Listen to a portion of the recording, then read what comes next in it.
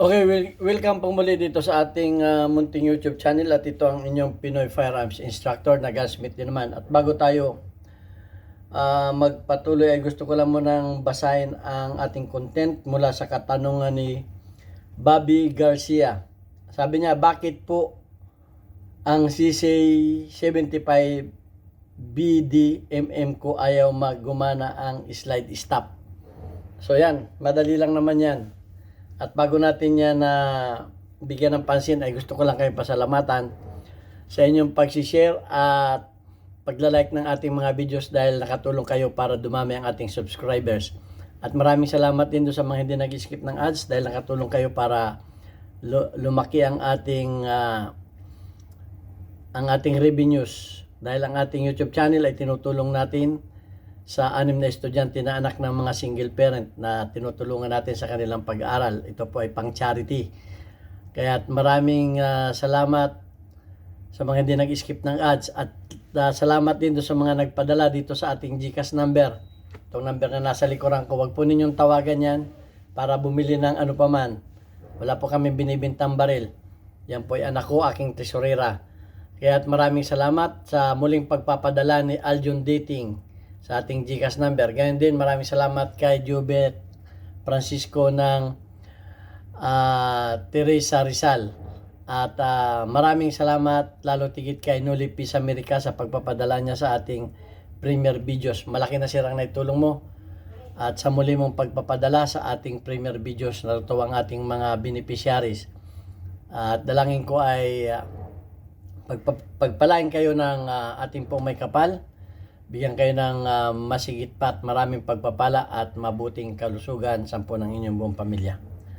Ayan, punta na tayo sa katanungan ni Bobby Garcia. Okay, meron tayo ditong isang CC.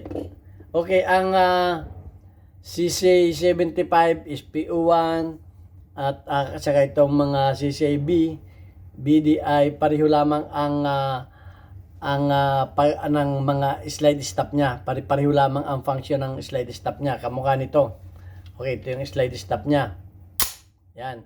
So, alam naman natin, pagka wala ng bala, ay nag-automatic dapat open ang kanyang slide stop. Eh bakit daw yung kanyang slide stop ay hindi gumagana? Napakasimple po niyan. Papakita ko sa inyo. Kung nakikita ninyo ito, itong butas nito ay merong nakabalagbag doon na yung butas na yan, may nakabalagbag doon na parang wire. Yan ay pag nawala, hindi gagana ang inyong slide stop dahil ganito po yan. Okay, tingnan natin. Baklasin natin ito ha. Okay. Tanggalin natin ang kanyang slide stop para mas malinaw sa bawat isa sa atin. Okay. Kung mapapansin niyo, ang slide stop niya ay mayroong gatla. Gatla dito sa, yan, yung gatla na yan, no? Gatla yan dito sa banda rito. Diyan tumatama yung spring na yon. Pag sinuksok natin na yan dyan, ayan, kaya pag yan ay, yan, ang spring na yan ang nagpapababa. Yung spring na pinakita ko sa inyo kanina, nagpapababa. Malit lang na spring yun. Dahil yun, ay papakita ko lang sa inyo ang function. Dahil dapat alam natin yung mga function ng ating mga baril. Yung spring na yon ang nakasakay dito. Yan. At yung spring na yon dahil ang gatla nito ay hindi naman nakaparallel. Yan ang nagtutulak dito sa spring na to. Dito itutulak nitong spring na ito para yan ay gumanon. Para gumanon yang dahil nakaganito yan eh. Yan, nakaganyan yan. Okay? Yang spring na yan ang nagpapataas dito sa kanyang slide stop. Papakita ko sa inyo yung spring ha. Tanggalin natin. Ito yung kanyang spring. Hindi tayo nakapanganda ng pantanggal. Sana may makita tayong pantanggal dito. Nasaan yung pako natin? Okay, hanapin natin yung ating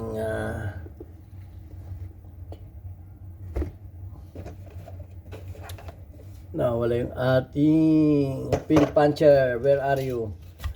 Okay, yung spring na yan ay makakabili kayo ng ganitong spring o makakakita kayo ng mga spring na ganito na ang size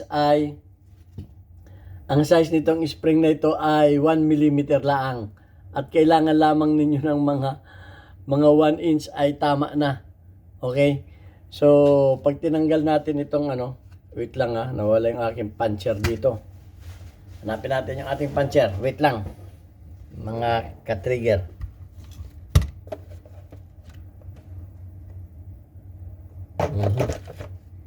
Nawala na yung ating puncher.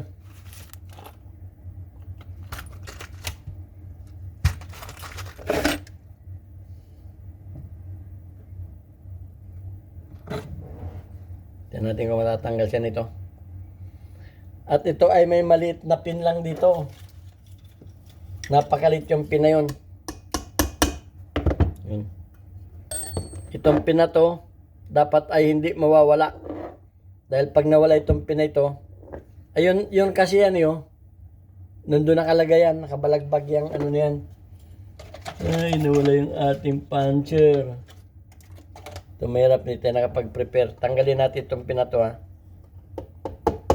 Tutulak lang yan madali lang naman tanggalin yan Ayun, yung pin na yun. At pagtatanggalin ninyo, ilalagay ninyo yung kamay ninyo dito dahil yan ay lumilipad. Ay, pantulak natin. Hanap tayo ng pantulak.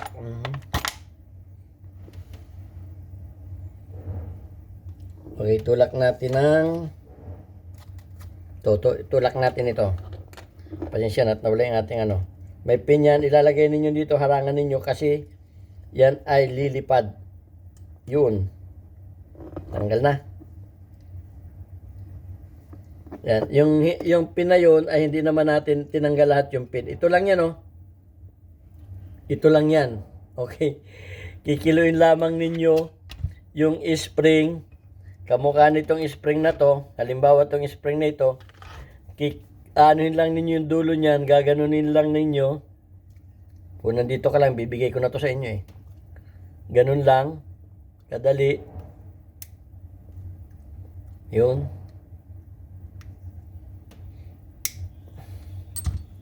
Kikiluin lang ninyo ganon at isusukat ninyo dito. May butas kasi yan dito at kailangan lumampas doon sa kanyang pin.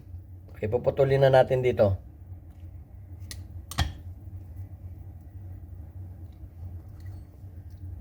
Ito ay spring wire. Yun. Yan, nakagawa na tayo ng isa. O yun. Nakalagay yan doon. Doon yan nakalagay. Yun nakalagay yan doon.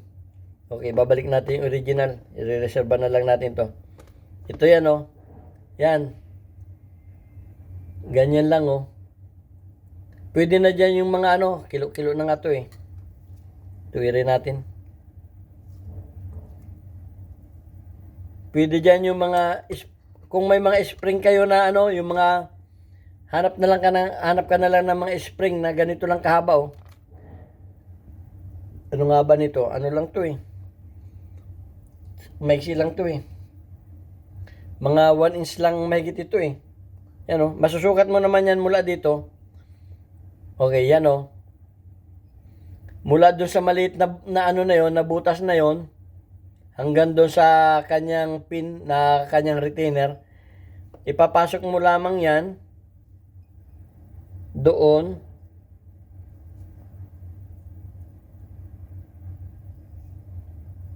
Sushoot mo lang yan sa butas, ilalagay mo yan doon at ipapasok mo naman uli.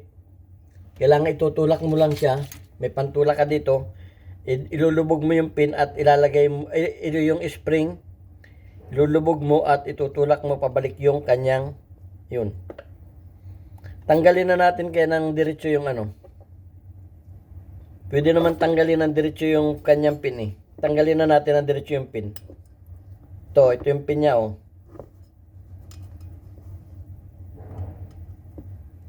ito yung pin niya, maliit. Yan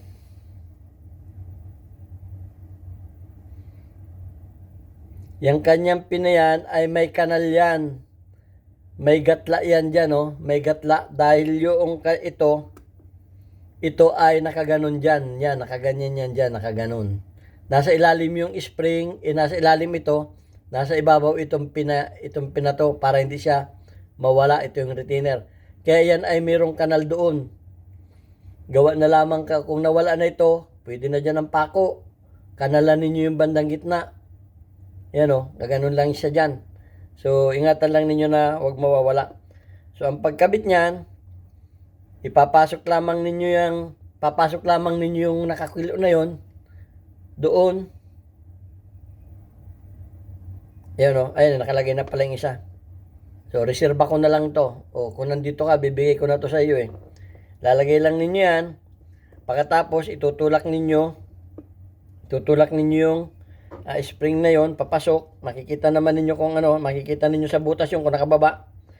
Saka ninyo ilalagay ito para maging retainer siya.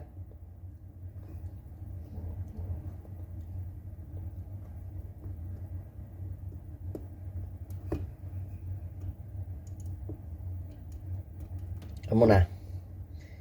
Kailangan niya na ay papakiusapan natin.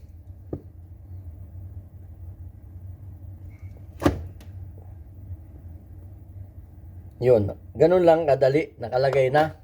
So makikita natin yung spring na yun, nandun, kung makikita ninyo, yan ay nakabalagbag. Nakabalagbag yan doon sa butas, doon, no. Kaya pag inilagay ninyo ito, yan, pag inilagay ninyo yan dyan, yan ay lalaban yan. Lalaban. So ganun lang kadali. Yun lang ang nawawala sa iyong parts. Baka yung pin niya dito ay nabunot, nawala. So pag nawala yung pin na yun, mawawala na rin yung return spring ng kanyang slide stop. So ganun lang ang pag-ano niyan. O yan o, gumagana na. Kaya pag yan ay sinaksakan mo ng magazine niya na empty, yan ay aangat. Yun, umangat. At pagka tinanggal ninyo yung magazine, yan ay bababa. Yun, bumaba, yan o. Yun, umaangat. Masdan ninyo to, umaangat, tumataas. So yun lang. At kung nandito ka lang, bibigyan kita ng isang dipa nito. Okay, kung saan man ito nabibili dyan, hindi ko na alam. O yung mga nagtatanong sa akin kung saan nabibili, ay maghanap na lamang kayo. Dahil ako ay nandito sa Kuwait, hindi ko alam na ang mga bilihan dyan, pero ito ay nabibili sa mga, awan ko kung meron sa Shopee, kung meron sa Lazada, hindi ko rin alam. Magtanong na lang kayo sa mga gunsmith, sa mga gun store, o sa mga hardware na malalaki. O yung nag-request sa akin na si Ronnie Abdullah, na tayo daw ay magturo ng paggawa ng mga magazine spring na kamukha nito, ay pagpasensyahan na ninyo na hindi ko ito maituturo ang paggagawa nito dahil sa mga baser. Mantakin mo ha, tuturuan ko yung mga baser na gumawa nito, tapos sasabihin ako ng gunggong. Kasi may mga baser dyan, alam ko naman yung mga baser dyan, gunsmith din yun eh. Oh. Kaya tinuturo ko na lamang yung mga sira-sira na ganyan. Kasi yung mga ganito, pagkakakitaan nito eh. Pagkakakitaan nito ng madali lang naman gumawa kung alam mo ang technique. So hindi ko tinuturo yan. Kaya mapapansin ninyo yung pag-modified, hindi ko tinuturo. Kasi malakas pagkakitaan yan. Tapos nagtuturo ka, tapos sasabihan ka ng gunggong. Oh, so hindi ko tinuturo yan. Yung mga sira, yung mga kamukha nito, mga problema ng inyong baril, tuturo ko yan, walang problema sa akin. Mga pan-DIY. Okay, yung mga pang-personal na problema ninyo, tuturo ko yan. Pero yung pagkakakitaan ninyo ng malaki, tapos sasabihan ako ng gunggong ng mga basher, ay hindi ko natuturo.